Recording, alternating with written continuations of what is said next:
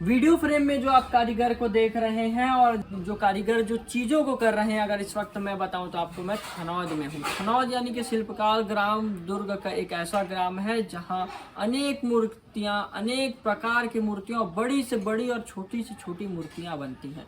लेकिन आप जिस तरह देखेंगे तो ये कारीगर को अगर आप देखेंगे तो यही थनौद में मैं हूँ और थनौद का ये गाँव है। अगर आप देखेंगे तो जो कारीगर हैं वो अपनी जो कार्य करते जो चीज़ें हैं उनको कर रहे हैं, जिसमें आप देखें गणेश भगवान की आँख को बना रहे हैं। उनसे बात करते हैं, जानते हैं। क्या नाम भैया?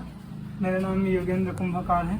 योगेंद्र भाई, मतलब कब से बना रहे हो गणेश, और जो इसमें बारीकियों का ध्यान रखना पड़ता बहुत, और आपकी मूर्तियाँ काफ़ी अच्छी जो बनती है, उसको लेकर क्या लिखा है? मैं तो करीबन मेरे को तो 15 साल हो गए हैं मूर्ति का काम कर रहा हूँ और यहाँ बहुत से चीज़ों का ध्यान देना पड़ता है मूर्ति बनाने में।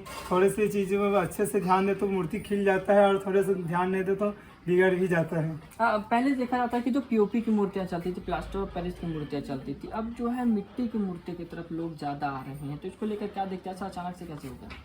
ये तो बहुत ही अच्छा है कि पीओपी का मूर्तियाँ की विसर्जन करने में परेशानी होता है। जो नदी तालाबों में जब विसर्जन करते हैं तो घुल नहीं पाता है प्रतिमा, इसलिए मिट्टी की मूर्तियाँ भी ज़्यादा ही है, लोग जाते हैं। अरे मूर्ति बनाते हो लगभग सबसे महत्वपूर्ण एक बात करूँ तो लोग बोलते हैं कि जो मिट्टी की मूर्तियाँ महंगी पड़ती है, तो इसमें क्या कॉस्ट लगता है बनाने में और क्या कुछ रहता है इसमें? ऐसा कुछ इसमें क्या है, आसानी से एक ही दिन में मतलब बन ही नहीं पाता। इसमें काम को आराम से करना पड़ता है, थोड़ा सुखा कर, इसलिए मिट्टी की मूर्ति में मतलब बहुत ही दिक्कत होता है, मतलब आसानी। और पीओपी की मूर्ति का एक ही दिन में कई सारा मूर्ति तैयार हो जाता है और इसमें मटेरियल जो लागत है, खर्चा इसमें बहुत ही आता है। अच्छा, मिट्टी की मूर्तियों में खर्चा आता है ज़्यादा, हाँ, इसलिए महंगी पड़ती है।